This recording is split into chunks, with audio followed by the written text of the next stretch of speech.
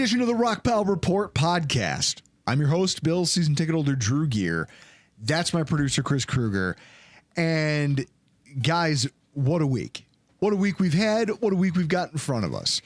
It's funny, we're recording on a Monday night because Chris's family's in town. And when Chris's family's in town, the podcast, I'm persona non grata when Chris's parents are in town. I don't want to do any major editing at all. I want to do the live show, get it up to the podcast platform, and then have minimal editing with the show that we just recorded. What I love is that Chris also, I used to constantly make jokes about how I was going to flirt with Chris's mom whenever I eventually met her. And I think Chris took some of that to heart. Because, I used to joke about how I was going to take my shirt off and do the Chris Farley, oh, you guys, which way to the gym? Is it that? Oh, I see it. It's that way. Just stuff like that. And then I met his mom, and she's amazing.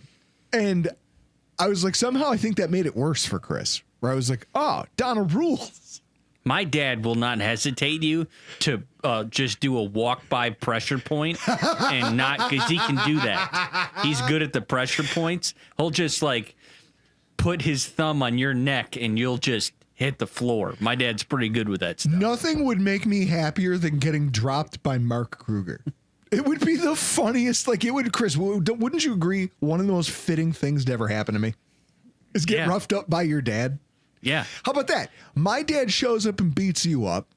Your father beats me up, and we can then sit down and have a conversation about it. Yeah. What a time to be alive, guys. We're here another week of Buffalo Bills podcasting on a weird night because it is summertime. Everything's random. Guys, Chris has a new job. Chris just started a new job today, which is hilarious because he's finally completed the office space cycle. He's returned back to the manual labor from whence he came. And I think Chris, you would say you're better off for it? 100%. I mean, for those that give a shit, I will reveal it. I did work at FedEx for 27 days. So not a fun place to work. So well, this is one of my favorite dynamics, though. I asked Chris, I go, oh, so you clearly put in a 2-week notice. He goes, no, why would I do that? This is how I know Chris is not cut out. No, they did not deserve a 2-week notice at all. Chris is not cut out to exist inside of a corporate hierarchy. He just can't do it. He goes, oh, I'm sitting on a Teams call and they're trying to tell me hey, you're going to do 90% of this one job and then you're going to hand it off to somebody else and they do the other 10%. He goes, no, I'm not doing that. That's stupid.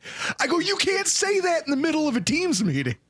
He goes, yeah, well, it happened. Well, what happened 2 days later is we were discussing something and one of the trainers was like, well, sometimes you'll get a shipment that you have to key in that somebody had already started, but you shouldn't really trust their work. So you go back and, double check their work and then you finish up the file. And I go, oh, when we do military shipments and hand it off to another department and then they go back and check my work and see that I didn't do any of it because I'm not doing that make it make sense. You want me to do all the work for this special shipment and then hand it off to somebody else. They complete it. They get the glory. No, I'm not doing that. Chris must have been an absolute menace in a corporate environment to work with. I'm happy you went back to the factories where you belong. I'm happy you're back in a production-based environment, Chris, because that's your speed. What's even funnier is that, Chris gained a job, a whole bunch of people over at Fox Sports lost theirs. And it's not only funny that they lost theirs, Chris, a lot of Bills slander, a lot of Buffalo-related slander over there at Fox Sports 1 just had to hit the bricks. And I think it's hilarious. So, Chris, Fox Sports today, those of you who pay attention to such a thing, announced they fired almost all of their daytime TV and morning TV shows, hosts and programs. Well, not hosts. 3 shows got canceled. Mm-hmm. Breakfast Ball, Speak, and The Facility. Joy Taylor, whose contract was up this summer, was just not being renewed. So she's the only one that is losing her job. The others could just, not be used this upcoming sports season and just get paid to, not work. We'll see what happens. I fully expect the Breakfast Ball host Danny Parkins to have a spot somewhere. Fox Sports 1, guys, that bastion of journalism, known for their incredibly salient takes and well-reasoned suppositions. Chris, like this from Craig Carton. Give me a second. I gotta change the page. Here we go. Dead air. That's what we love.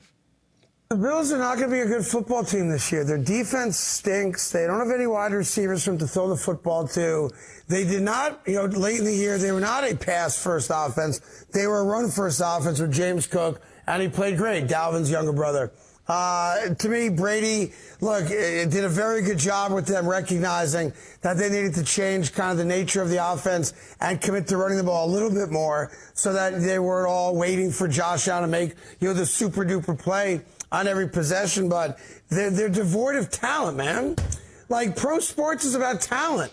And if you don't have talent, you don't win. And Josh Allen, while he's a great quarterback and a top 10 quarterback, is going to have a major year backwards this year. Not because he got worse, but the talent around him got worse. This is going to be a single-digit win year for the Buffalo Bills. And we can worry about the Bills again 12 months from now because this is going to be a terrible year for them. Single-digit win year for the Buffalo Bills. Okay, so let's just start there. Craig Carton. Yeah, Gridiron. He goes, please don't tell me that it's Craig Carton. Craig Carton, a football genius, as they might say it, a guru. With takes like that, it's shocking that he finds himself out of a job. So there's rumors he's headed back to WFAN. Oh, did you read into that? Yeah. And I find it interesting because remember Joe Bonigo? Yes, Man Joe was Bonino. a legend. Joe Bonigo, however you want to say it. Bonino, but it was spelled with a G. Yeah. You know how Gnome has a silent G at the front of it? Same thing. Real G's move in silence like Gnome. Yes. So, Craig Carton, no longer on TV, and honestly, I don't think anybody will notice. The guy sounded like we sound at the end of our live show, Chris, but he did it every day. People used to ask, they're like, is that guy hammered on air? Yes. What's happening? So, you go from that, you pivot from that to the other Nostradamus-like takes of Emmanuel Acho. Chris, give me 15 seconds of this idiot.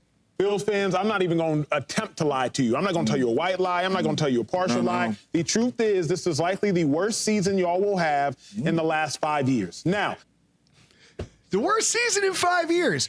Back to the AFC Championship game. Makes sense, Chris, right? Yeah.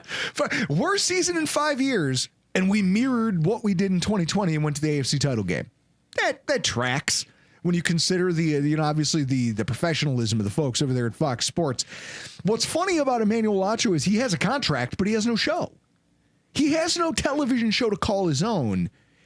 So does he just get the Robert Saleh deal where they send him packing and he just gets to go grocery shopping in his free time? And yeah, unless another network or entity, maybe like a FanDuel Sports Network, comes calling and says, we want you on the air for this season, so we'll buy out your contract and give you a contract to do this season on our network. Is Emmanuel Acho really that well thought of in sports circles? Like from ESPN, he started at ESPN, right?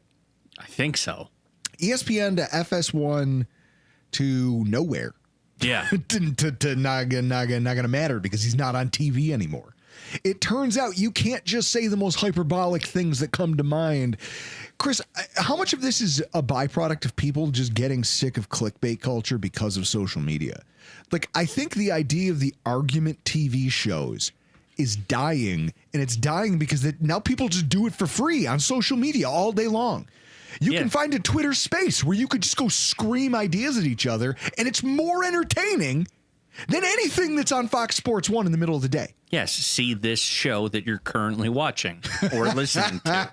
My favorite was The Facility because, that was... Sean McCoy had Shady. a TV show, and I didn't even know about it. It was shady. I think James Jones was kind of on there, and the odd one was Chase Daniel. Ew.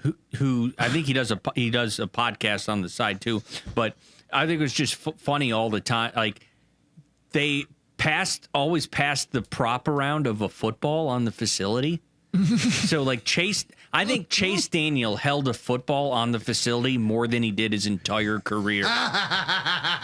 Like he had no business. They were just like watching him on TV. It reminded me of, I went to Bills Backers of Atlanta. There's a girl that like sat in my table grouping who was of our age, and she went to Clarence High School, and this was when Greg Williams was the head coach of the Bills, and he lived out that way.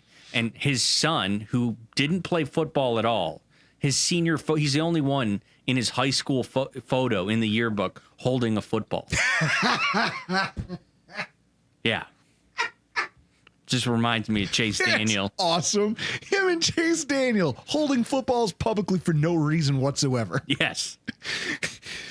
And then I think the cherry on top of all this is the Joy Taylor, like, hey, we're not going to keep her around, which is hilarious because, first of all, I mean, you want to talk about epic moments. First of all, her involvement in it. I mean, the only irony here is that she's not only laughably untalented and uninteresting, she can't even talk smack or defend herself without creating secondhand cringe.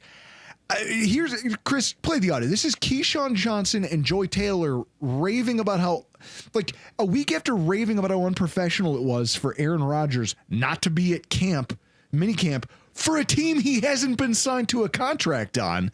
They doubled down on their stupidity the following day and tried to claim that it's almost like the Seymour Skinner gif.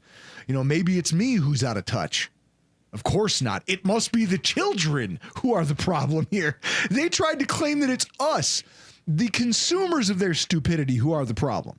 Also, Key, people think that you and I do not know that Aaron Rodgers is not officially signed to the Steelers. What do you mean by that? I don't know. They're having a hard time with it on the internet. Man, I don't get... But did Joy and Key know that he doesn't have to be there because he's not actually signed to the Steelers? So I don't know if you heard. Is that how they sound? That's how in my brain when I read these That's how things, they I'm sound? like, and? In the downstairs, in the basement, at their parents' How do you have this job if you don't know that Aaron is not officially there? For those people that are trolling me and Joy and talking about we don't know what we talk about, listen to what we say. No sound bites on the internet. Just do that for me. Listen to everything that we say. That's all I'm going to say for that. Not only are we not gonna listen to everything you have to say, most of the country wasn't listening to what you have to say, and that's why you're all fired. That's why you're all jobless right now. And furthermore, it's hilarious how bad that lady is at making, you want to make first of all, you want to make a voice that makes someone else sound stupid? She just sounded like herself. She didn't deviate like her pitch, her tone. She just sounded like Joy Taylor talking. Yeah. With like a piece of candy in her mouth. Also, Keyshawn Johnson, the whole, they're in their basement. You're damn right we're in the basement. Look around. This basement rules. This place is awesome. Why wouldn't I be down here talking smack about the two of you? I love it. I mean, Joy Taylor's only famous for being Jason Taylor's brother and sleeping with executives. It's a rough one. It's a terrible look. She was a black guy on the network because of the scandal, and they finally righted. I don't know how she survived that. And now she gets her job back, and then it's taken away. They're like, hey, we're going to run the deal out because it's not worth getting litigious. Sounds like me talking to the cops on my 21st birthday. Gridiron. Gridiron in the chat. Yes, that is about how that goes. It's just hilarious to me that so many untalented people who didn't deserve the platform that they had, didn't deserve the time that they got to speak into a camera about things they barely understood, are finally now out on the breadline. And so many people who slandered the Buffalo Bills over the course of the 2024 preseason and offseason just get knocked out in one fell swoop. Chris, it seems fitting, doesn't it? Yeah. Like when you're that wrong about everything, at some point, they got to make a change. Now, what about that Nick Wright guy? When's his turn? You know what? That's not coming. He gets better ratings than Cowherd. It's enraging. Nick Wright is so good. If you've ever listened to Nick Wright's podcast, He makes so many really salient points. He can make you like, he's the type of guy who, like, he was at the Kansas City parade, the Kansas City Super Bowl parade when the shooting took place. Nick Wright was there. And for as much as I may hate that guy's anti-Josh Allen and anti-Buffalo Bills lean, and it's his shtick, and we all know it, you go back and you listen to that podcast where he talks about the shooting at the Kansas City parade that he was at. You get emotional listening to it because he's actually a really well-reasoned and well-spoken guy. He knows the assignment. He knows that his job is to go on national TV and take shots where he knows they're going to land and get him out there. He knows he can go on TV and say something that's going to be clipped 5,000 times and retweeted and shared, and it's going to go. He's a machine. And you know where he knows his bread gets buttered? Josh Allen and the Buffalo Bills. He knows it. And he cares about the Kansas City Chiefs enough that it's real. There's a portion of that slander that is real because he really does see us as their annoying little brother. And I think that's what makes it so accessible to people when they watch it and when they consume it. And it's why he's their alpha in terms of someone that draws ratings, draws views, draws downloads, draws attention, point blank and period, positive network worthy attention, right? Yeah.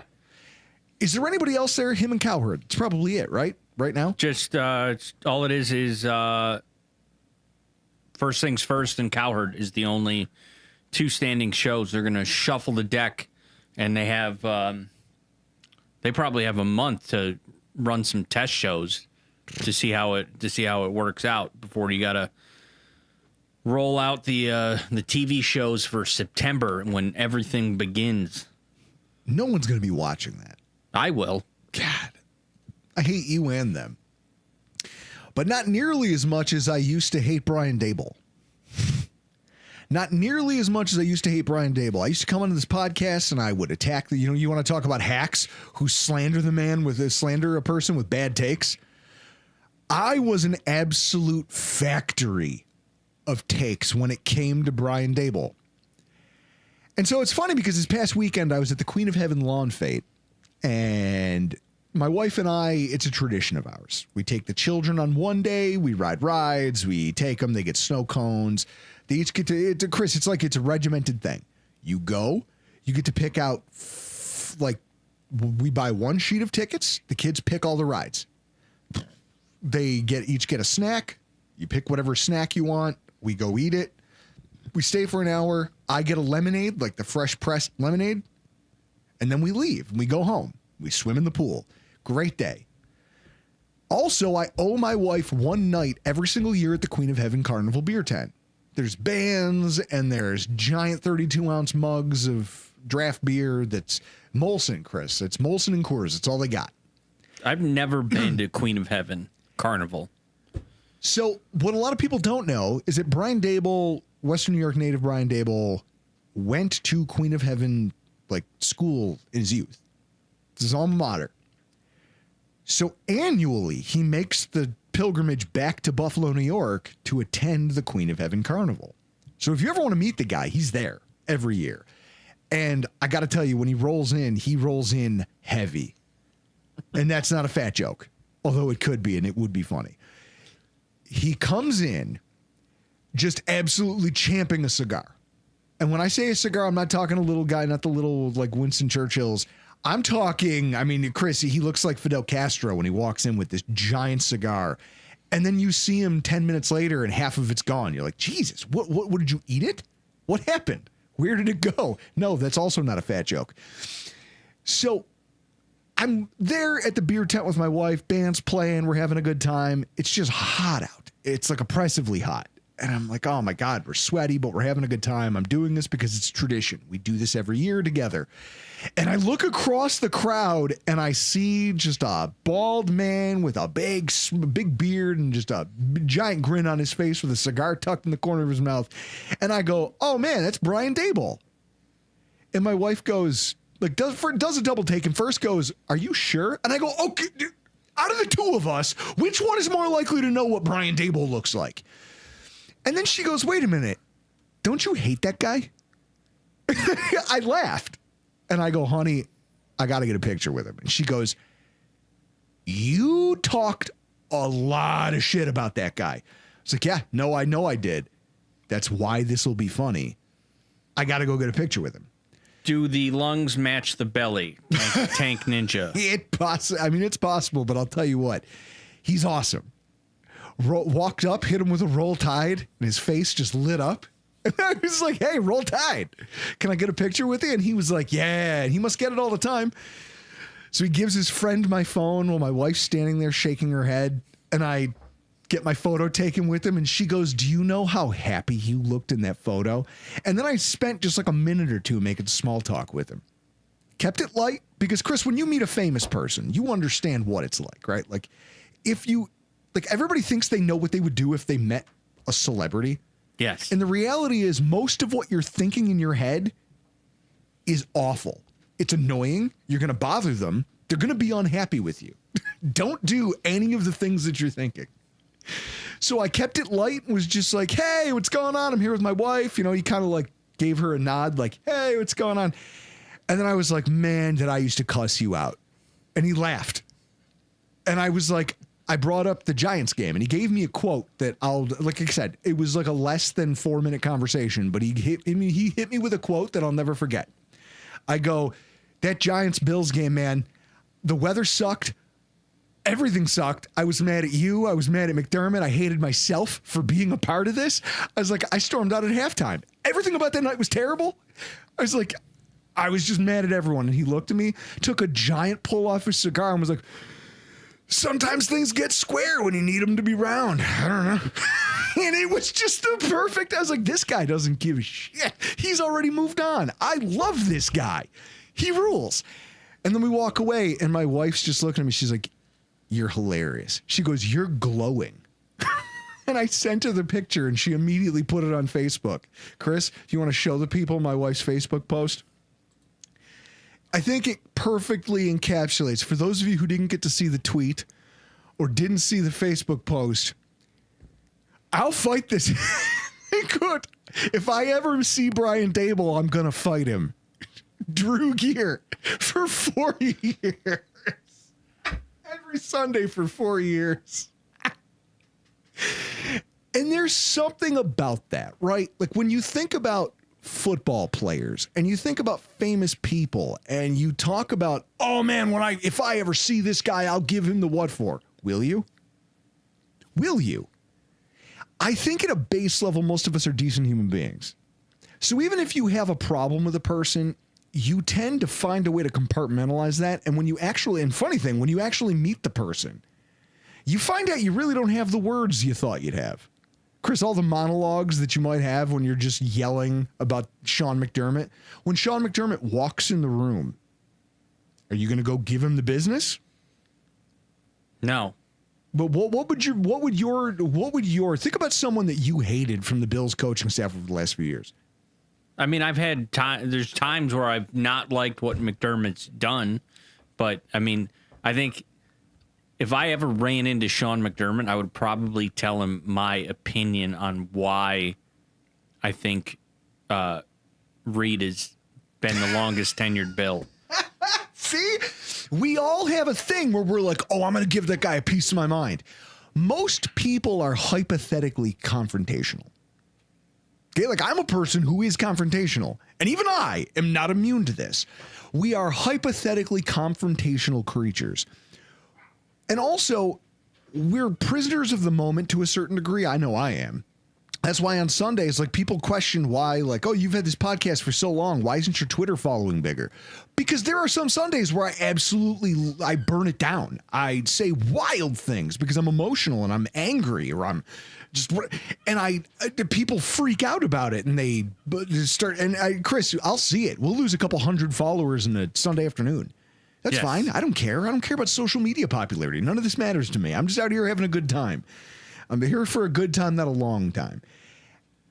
But in that way, you can rant and rave, but you're trapped inside the confines of what this thing is. And when you do step outside of it, you realize you're not nearly as angry as you thought you were. Think back over the last couple decades of Buffalo Bills football. This team's been terrible. How many players were there that if you met you were angry at? Chris, who's a player from the drought era of the Buffalo Bills that you were pissed at? You were mad at their existence here on the roster. I probably had more issues with the coaching staff. I could see myself spending I would say off days or Tuesdays. I could see if I had lived here at the time, I could see myself spending every Tuesday at the original Pancake House in Orchard Park, just waiting for Chan Gailey to walk in to let him know what I thought about his screen calls. Ralph Wilson Sr. in the comments. Hey, Sean, you got 13 seconds to talk? I'm not going to lie. That is good. That is good. I'm going to file that one into the maybe category. We're going to file that one away as a maybe. Tank Ninja ranting and raving and carrying on. It's a lot of, it's tough, right? Like I think back to some guys who I'm like, this guy's an absolute bum. And then you meet him in public and you go, you know what? Like I remember thinking Angelo Crowell. I was like, this guy is the epitome of average. I don't know why everybody loves this dude. And then me and a buddy of mine met him at the TGI Fridays at the McKinley Mall in Hamburg. And I knew he was somebody because me and my friend are here at the bar. This guy comes in with another small guy, sits at the corner of the bar, and he is the corner of the bar, Chris. His neck was that big around. And I go, okay, he's obviously somebody. And it's around the time of like training camps ended. It's like late August, so preseason's about to start, or early August, so preseason's starting. Preseason football. So the players are back in town. They're back from training camp. And it's Angelo Crowell and this little guy named Eric Bassey. He was a cornerback out of Texas, and we sat and I bought him drinks. I went because I looked over and I was like, is that guy? And then I heard the lady, one of the waitresses go, "Ooh, Angelo," and I was like, that's Angelo Crowell. I'm gonna go talk to him. I'm gonna go offer to buy him a drink. I go, here I was telling my friends what a mediocre hunk of garbage that guy is, and then I go, I'm gonna go have a drink with him. So I buy him and this guy, Eric Bassey, a drink. And Eric Bassey goes on to tell me that like he's a UDFA cornerback out of Texas, but you know, he's gonna make it, man. He's gonna go out there and he's gonna be making plays and he's gonna shock the world. He's gonna make the roster. And we're all fired up about it, listening to him talk. Kid's passionate as hell. And I'm like, all right, Eric Bassey, I'm gonna be rooting for you. First game of the preseason is against the New Orleans Saints. Chris, you remember when they had, I think his name was John Kuhn. He was the fullback for the Saints. Sure. Talking 2008, 2009. They start the first preseason game, and in the first quarter, Eric Bassey's on the field, and I go, "Hey, there's the guy I was having drinks with. Awesome, let's go, man!" And he decides that on a sideline play, he's going to go heads up on the fullback, who outweighs him by 40 pounds. Chris, this guy gets leveled and gets carted off the field and never plays again. It's like, oh my God. And that moment right there kind of set in stone, like there's a way you kind of almost have to treat football players to a certain degree. Because, well, you might sit here in, you know, because Chris, we just sit at home and we drink and we eat and we scream at I can't believe you didn't do that and this guy sucks. And it's like, no, that guy might get knocked out on any given play and his entire life as a professional athlete might just end right there. Yeah, I think you have to have a certain level of respect for that. I think it's for you and me both that sometimes we forget that we're friends with Reed. And he, like, just think back to him being on the practice squad. You know, practice squad guys don't travel with the team. So away games, Reed was watching games with us and got to experience watching a game with Drew. And you kind of lose that we know Reed, but we know Reed is just a person and not as a football player. So a little inside baseball. Reed Ferguson is the co-owner of a barbecue sauce and rub company called Q42 with me and our friend Iman. And we were just talking over the weekend about a new rub that we're putting out potentially under the Grills Mafia banner. TBD. More news to come on that. Reed has been posting it on his Instagram. Good. Because he's testing out these rubs. So as we were talking about our early reactions to it, I was like, I'm going to try making it over. I'm going to grab the testers and I'm going to bring a spice grinder. Because I think that the early idea of what this spice is, when we grind it and then blend it up a little bit, it's going to change. And I was like, it's going to need to be massaged just based on the early reaction from Reed, who admittedly has sort of a vanilla palate and thus is the target demo. And Reed goes, hey, that's not nice. It's just, first of all, I forget for a minute that I'm talking to an NFL football player who plays on a team that I revere. He's just one of the dudes when I'm talking to him. It's just, and I had to not even walk it back. I just told him, I go, look, that's not an insult. It's not a slam. I am on the far end of the spectrum when it comes to spice. So I'm the wrong person to talk to if we're trying to find something that can appease let's talk about 90% of the people who buy seasonings who don't want something that's too pepper forward or too hot, right? When it hits your mouth. I'm the wrong guy to ask. Because if I taste something, I'm going to go, oh yeah, this is awesome. And I made a chicken rub one time. I used habanero powder. I thought it ruled. Mixed it up. I was so excited about it. I gave Bridget a taste of it. And it was so spicy, it gave her a panic attack. Makes sense. So I'm explaining this to Reed, and it's dawning on me like, oh yeah, Reed's a famous person. He's a multimillionaire athlete. I talk to him like I would talk to anybody. Because at the end of the day, they're all just guys. They just have a cooler job than I have. Right? Yes. So when you think about it, Chris, who are some of the guys who maybe, like Brian Daboll, if you want to bring this back to the Brian Daboll conversation.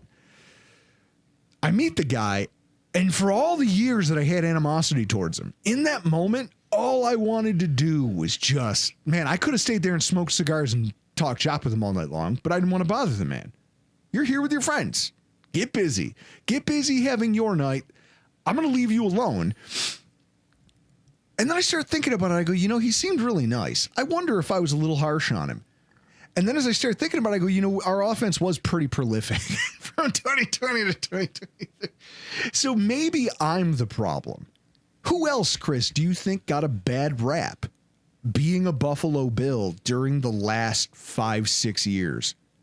Or maybe even take it back to the drought. Guys in the chat, who do you think maybe got a bad rap during the drought, where you get people like me who would sit here if podcasts had existed back in 2007, who would be like, oh man, if I see that guy in public at the grocery store, I'm going to give him a hard time. And then you might find yourself in a similar interaction like I had with Brian Daboll. Who is a player who you think got a rough ride that now, looking back in history, maybe you can forgive him a little bit?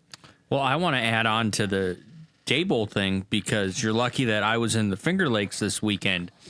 If we had set it up to where, me and Jess and met up with you guys at Queen of Heaven and I was a part of this Daboll conversation, I would have immediately brought up your arm length and go, who does this guy's arm length remind you of on the offensive line? This guy's got gorilla arms. He's got the reach. And I would have made you do some kind of tackle drill right there in the yard at Queen of Heaven in front of Daboll to show off your arm length. See, that's honestly, I think if we had waited around till later in the evening, once he'd had about a dozen beers, you would have turned into Bob Kateris at your wedding with Reed. Yeah, I think we could have made that happen. But maybe I'll try again next year, considering he does fly in for this event every single year. Gridiron 03 in the chat, wicker chairs. You and wicker chairs. Here's what I love too. First of all, Spin goes, oh, so we all mean nothing to you. Is that what you're saying, Drew? We're just cogs in your ranting YouTube dreams? No. Yeah, you guys are our people. You're our people. That's it. You're here because you're our people. And Tank Ninja, your girlfriend's Jamaican and turned you on to Scotch bonnet peppers. I brought from my house a bottle of Scotch bonnet pepper hot sauce to the show tonight to put on my turkey sub. So it was just interesting getting to meet Brian Daboll in person and have that brief interaction and just have it reaffirm just what a horse's ass I really am when I'm being a prisoner of the moment. I think we all need to be a little bit cognizant of that, just in our day-to-day lives and just as we watch football. Now, I wanted to start this as a uniform conversation. I figured that would be a nice way to kind of round out the rest of tonight's podcast, talking about it, because it's all the rage.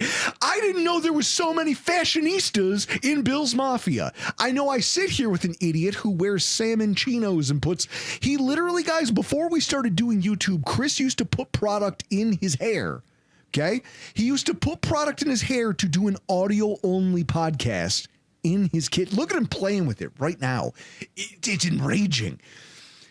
So what I didn't realize was that there was so many fashionistas in our fan base who care so much about uniform design, uniform choices. I can tell you this.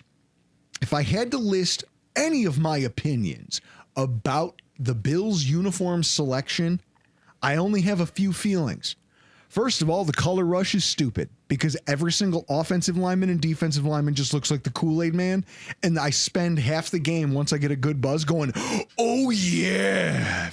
Oh, yeah. If anybody gets a sack, that's it. I'm yelling it. And it annoys everyone that I'm watching the game with. Or if they play a Thursday night game against the Jets who wear green, then people that are colorblind have no idea what's happening.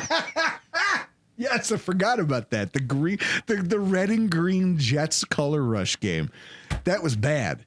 Was that the Bakari Rambo?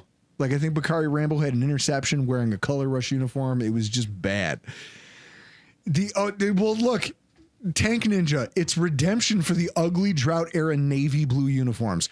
Whoever greenlit that, you want to talk about someone who deserves slander and to be yelled at in public and harassed? It's whoever decided that was a good idea. And if I find out it was Russ Brandon, I say we get him. I say we load up a truck full of people with pitchforks and torches and we literally go to his house and just stand in his yard and rabble. That's another guy you would chew out, drought era Bills. You'd think so, but then I ran into him. And guess what, Chris? I said, fuck all. I actually tried to hide and pretend that Russ Brandon couldn't see me. I was like, oh, God, Russ Brandon's screaming at people in a tunnel. And all that talk of Russ Brandon sucks, and if I ever see him, I'm going to give him the business. And all I did was this. Please don't talk to me. Please don't talk to me. Please don't. Oh, God, don't see me. Don't see me. And then he goes, Chris, I'm 215 pounds. I can't hide. Like, I am the worst person for hide and seek. Yeah. It's oh my God. So with that in mind, a lot of people seem to care a lot about this, like the Buffalo Bills upcoming uniform. Like, Chris, now on the 22nd, they're making an announcement. And what is the announcement, though? We don't know. How many games are they? But I guess the question is, how many games are they going to wear this uniform for? Does anybody know? Can you tell me? Because that's how little I care about this. I, a Bills podcast host, am telling you that I do not know enough or care enough about the helmet topic and the uniform topic to go research it. What are they? Can you give it a Goog? What are they, or someone in the chat, what are they announcing, right? What are they announcing on the 22nd? Is it just the color of the helmet? Is it a whole new uniform? Spin says it's one preseason game. Like, I remember Josh Allen ran out of the tunnel for practice at the blue and red scrimmage one year wearing a red metallic helmet, and he didn't even wear it for practice. He just wore it to run out, and the whole place went bananas. I don't get it. What are they announcing? I would assume if you're making a helmet change to, let's say it is true they're going to bring back red helmets, obviously this is a thing for the fans, so you're only limiting it to home games. So I would assume you're only doing it 2, maybe 3 home games, if that's a thing. I mean, I could care. I'm with you. I could care less about the color of the helmet. Well, here's what I love. Tank Ninja in the comments. Quarterbacks should be allowed to wear custom art helmets like hockey goalies. Let's talk about that for a second. I will sign up for that. How cool would it be to have NFL quarterbacks who could design their own helmet? Like, leave the logo in place, but give them a blank canvas and let them go to work. They could stencil things on there. They could put things that, like, they care about, different things on the helmet. Do you know how popular that would be? And Chris, you think about how like those memorabilia helmets that like get autographed. Yeah. How much more could they sell for? A lot. If you let the quarterbacks just design like the My Cleats, My Cause. Yes. Where everyone gets to play one game in the like cleats that were designed specifically for a cause. What if a quarterback got to pick a single game and get to play in a helmet that was completely designed with things that they designed that? And then you could then auction that off to support a charity. How much money could that raise? Like, I think people would go bananas for that. See, this is the way I think about NFL apparel is just like, okay, how much can you sell that for charity? Can you do something positive or constructive with this? Because otherwise, I don't know why anyone cares. I will say those Bills drought era jerseys, the navy on like what it was like dark blue with navy with white and red.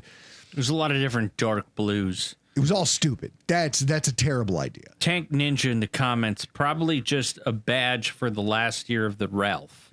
Yes. Could be.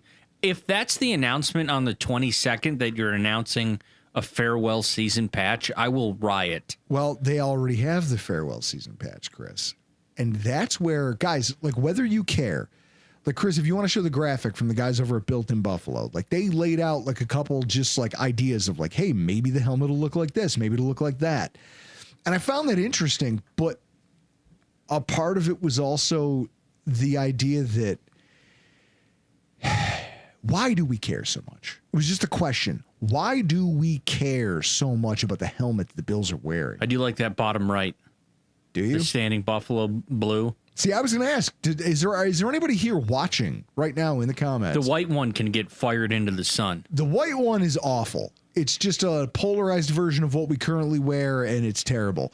And I also think the one to its left can also get out. Blue helmet with red stripes? Absolutely not. I guess the question is, the standing buffalo with the like white helmet, red standing buffalo was clean. It's iconic. Yeah. I could see them going back to that helmet and it being universally accepted, right? Yeah. Why wouldn't you? If it's the farewell season, why wouldn't you just go back to the uniform that you wore in 1970 for one season and wear that throughout the whole season? That makes perfect sense. 'Cause I love that standing buffalo. Standing buffalo over the current logo for sure. So we started this whole thing with, I guess I had in mind a conversation about that. Just like, what's the jersey going to be? And let's all talk about it because everybody seems to care. And instead, where I ended up was wondering, why does everyone care so much? Why is everyone politicking for this red helmet so badly? And then it hit me. The other day, I get my Buffalo Bills Bucks card. For those of you who don't know what that is, season ticket holders get a card from the team, which is like preloaded with $2.50. Yeah, it's preloaded. Thank you for your service. A single-digit percentage of your total season ticket price and cost. They give it back to you in the form of a gift card that you can use at the Bills store or you can use for concessions in the stadium. Every year, I throw it in my glove box and say I'm going to buy beers at the stadium with it, and I don't. And then I forget about it, and then it expires every March. So usually like a week before it expires, I round my kids up and I take them to the Bills store and I let them run around and just pick out things. T-shirts. You want a foam finger? You want pom-poms? You want a T-shirt? You want a stuffed animal? I don't give a damn. I have a card. It's all free. And because of our season ticket holder discount, I pay like another 10 or 15% off that price. So it's like, look, go nuts, kids. This is every year you guys just show up here at the store and go bananas, pick some stuff out. It'll be fun. So this year the card shows up in the mail and it hadn't really hit me until I saw that. The logo on it, Chris, if you want to throw it up there on the screen for everybody to look at, I see it on the face of the trifold mailer. And I kind of like, it's almost like something got stuck I felt like a lump in my throat. Because they're talking about the farewell season. They hit they're very heavy handed about it, right? Like it's not understated at all. It is the farewell season for the Buffalo Bills and the Ralph Wilson Stadium. And I don't know. It just really struck me in that moment where I'm like, this is it. This is the end. It's actually the end of everything I've known for 14 years of being a Bills season ticket holder. And so then, like, you know, you start to wonder, well, like, start to think about that. This is why people care so much about this uniform choice and this uniform decision, because they so badly, you know, I saw someone in the comments, Chris, if you can scroll up and find them, I want to give attribution, who said they don't care about the red helmets anymore and that era of Bills football died. Like, it ended when the drought ended. You can say that, but at the same time, you also can't tell me that it wouldn't bring a tear to at least one person's eye out there to see the old Josh Allen running just a high-powered offense in Ralph Wilson Stadium wearing that red helmet. You mean to tell me it wouldn't give some of the old-timers a real feel of nostalgia? That it wouldn't emotionally move a couple people in attendance to watch Josh Allen just roll over the Miami Dolphins while wearing that red helmet? I think it means a lot more to people because it's the last season that the Buffalo Bills will play in this stadium where everything that our generation has come to know about the team has happened. I think that's important. And I think that a lot of us, it's an underrated storyline of this NFL season for the Buffalo Bills. Everything is going to feel a little bit different, even if you don't realize that's why it feels different. There's going to be a little more urgency to it. You're not going to know where that feeling comes from. But if you think about it, it's going to be because in the back of your head somewhere, you go, this is the last time I'm ever going to see it done like this. Chris, next year the sight lines are going to be completely different. The camera angles are going to be different. When you watch it at home on TV, there will be different vantage points, and the camera angle won't be exactly what it is that you've come to know. If you're my age, you're 40, it's been your whole life.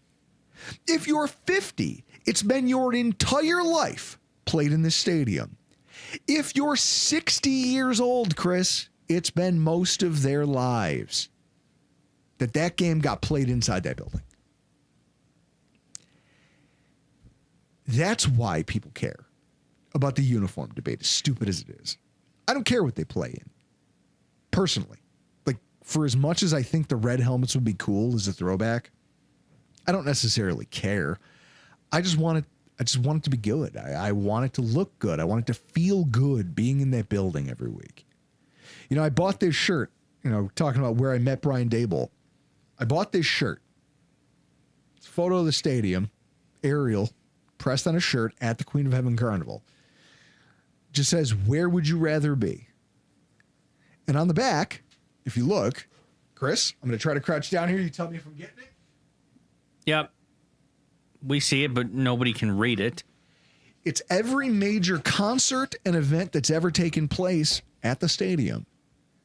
And on there, you know, you have the Metallica and Faith No More show. You have the Eagles a couple times. You have the, what I love. Dokken. Don't leave out Dokken. I love how Chris goes to war over Dokken. He's like, don't you dare disrespect Dokken. The comeback is on there. The Snow Bowl game against Indy that I stayed until the bitter end when I saw LaShawn McCoy break a touchdown run and just end what was one of the craziest Sundays of my life, trying to put together a tailgate at 6:30 in the morning in 40-mile-an-hour winds by myself. Like, this shirt, I saw it and I was like, I have to have it. Have to have it. You know, if anybody else is interested in one, Retro Buffalo is the name of the company. RetroBuffalo.com, RetroBuffalo.com. I mean, they had this. They had a bunch of other Buffalo-themed sports shirts, both hockey, hockey, football. They even had one that my wife, this is how cool the guy who owns it is. Chris, you know the chicken on the chicken wing box? Yeah. And it says the greatest wings on earth? Yeah. It's that chicken, and then underneath the chicken it says Buffalo, New York, the greatest wings on earth, and it comes on a white T-shirt, like the chicken wing box. How can you argue with that?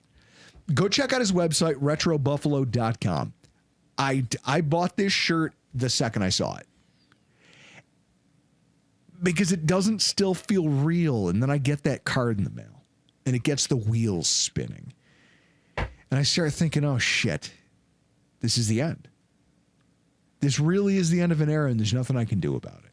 Time is moving and I can't say anything. I can't do anything. I'm a prisoner of the moment, just like I am on Sundays when I'm screaming about Brian Daboll and how terrible he is at his job.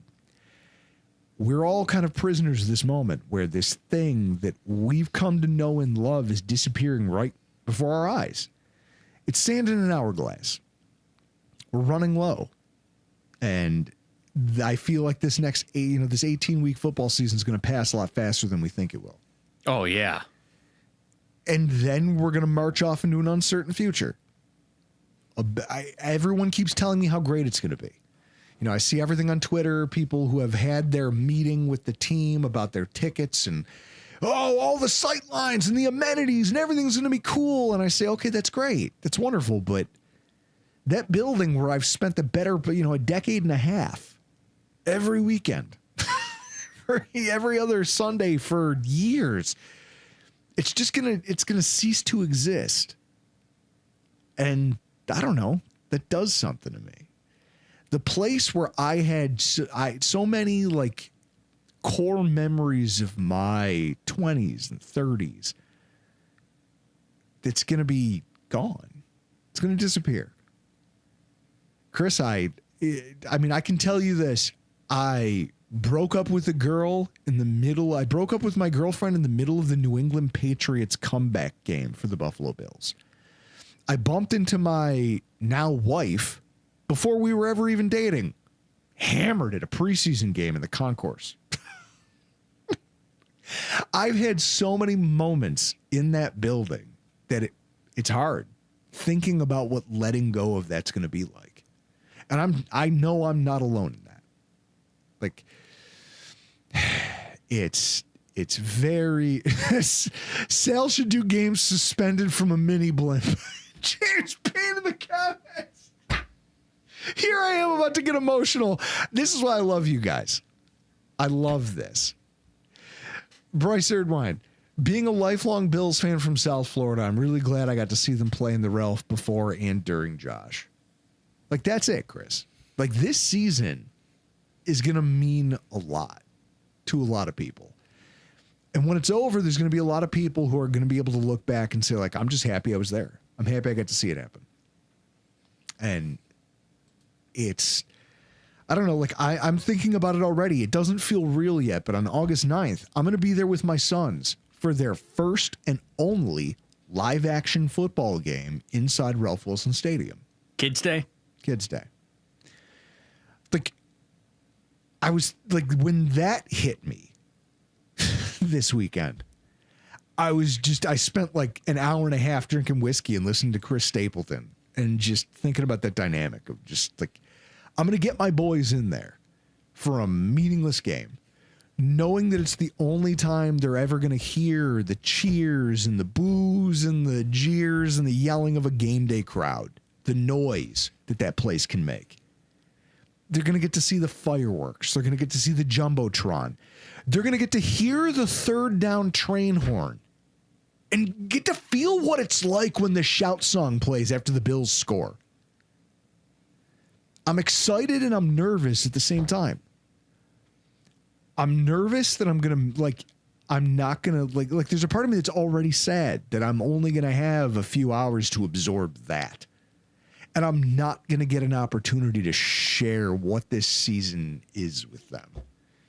Well, I wouldn't be surprised if we get banned for the season during kids' game because Jack fought another kid and ruined it for you. I could see that happening. No, you know what's funny? Silas Whittle says, hold it, Whittle. Man, Whittle, hold it together, man. It's rough, Whittle. It's rough. I sit here and I think about what that's going to be like. And Chris, I'll tell you this. It's going to be a day where I go there with the boys. I have a blast. And when I get home, I'll probably like, hey, Dad's just going to go take a leak. And I'm going to just like cry for about 30 seconds. I'm going to have myself a good 30-second cry. Just about how great of a moment that was. to get to share that with my kids because it's all going to go away. And the next thing, the only football they're going to know is this new stadium. But I also have the knowledge that I'm not alone in that, right? Like there's generations before me that had to go through this, that had the rock pile. They knew and loved the rock pile, and then had no choice but to get used to Ralph Wilson Stadium. And you think about how hard that is if you think about the history of how that got built. Chris, Ralph Wilson tried to move the team to Seattle. If Seattle had ponied up money to pay for his stadium, Ralph Wilson would have moved the Bills back in the 60s. Everyone forgets about that. Like, I think it was like the 60s or 70s. He was going to move the team. And instead, the city of Buffalo and the state of New York came through and kept the Bills here, just like they did this time around. A whole other generation of people went through that decades ago. And I, too, will have to face that. I'm just not ready for it. I'm not ready to face the reality of the final season of the Buffalo Bills in Ralph Wilson Stadium. And I think that's what drives a lot of this angst about the red helmets. I think it's why people are so invested in uniform conversation, where it's never been a talking point ever. Like, I can tell you this. I think once I engaged somebody in a conversation about the Buffalo Bills uniforms one time, and it was because they have a losing record when they wear blue pants and the white top. Yeah. Otherwise, I don't care what they wear. Other than the fact that, like I said, the Kool-Aid Man red uniform, it's just not nice for fat guys. I don't wear red because I'm a fat dude. I don't wear red. Chris, in fact, I think the color red is a t-shirt. If you're over 200 pounds, just know it's a bad look. I can get behind that.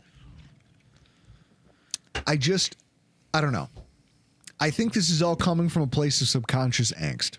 And I think that the faster we all get used to that idea, we can get used to a lot of the other nonsense that's going to come out of this season, Chris, because it's not just uniforms that people are going to obsess over. There's going to be a lot that happens this season.